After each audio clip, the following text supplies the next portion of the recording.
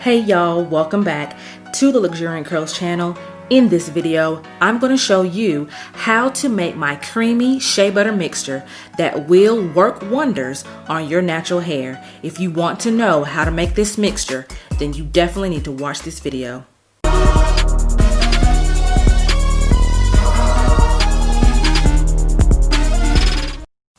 Step one, we are going to prepare the shea butter.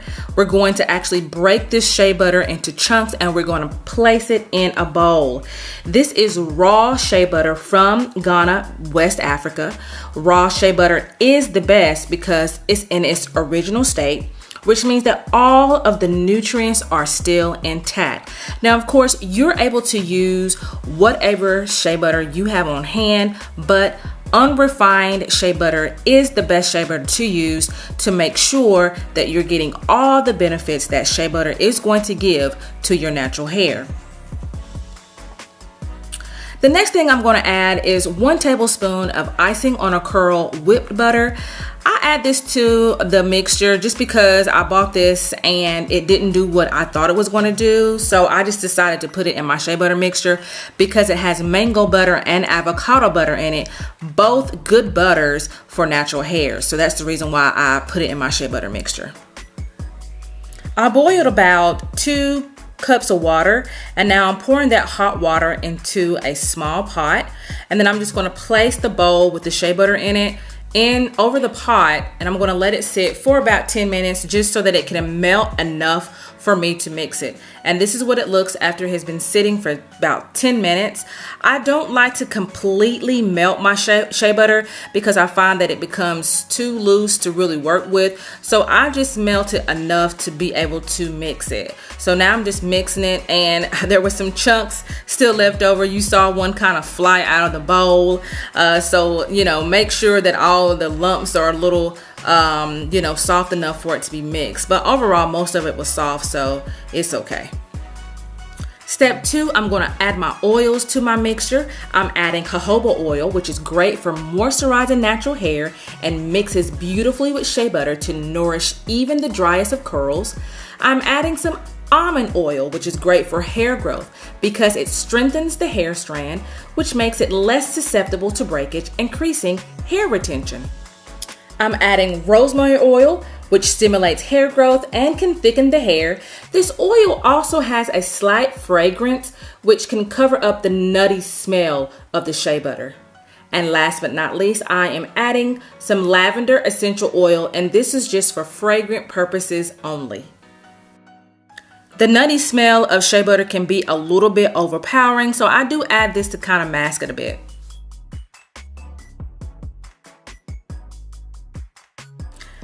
I'm mixing and mixing until it gets a whipped consistency. Look at that, man, look at that. Just whipped so beautifully, ready to add to my hair and ready to just soften my hair and everything. Ooh, ooh, ooh, ooh, ooh. The last thing I'm going to do is, for step 3, is to pour the mixture into a container. So I take a Ziploc bag and I place it over a cup, and then I just pour the mixture into the Ziploc bag.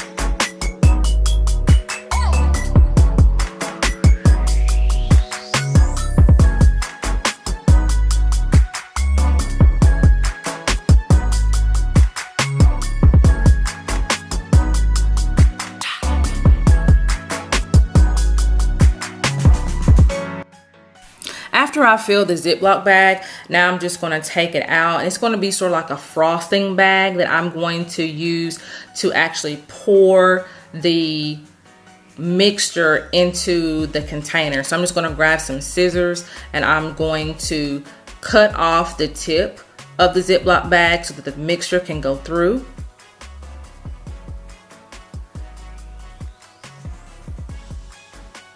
And I'm just going to take a container and of course squeeze the mixture into the container. I'm using an old container that I've had for a very long time, and I just reuse it every time I run out of shea butter mixture. I just refill it over and over again. But of course you can use whatever container you have. The hole wasn't big enough, so I am cutting a bigger hole, and then the mixture will come out a lot easier.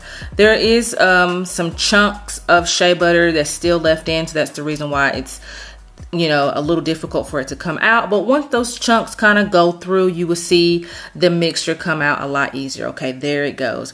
So there's just a little chunks, but it's not a big deal for me because it will melt later once I apply it to my hair.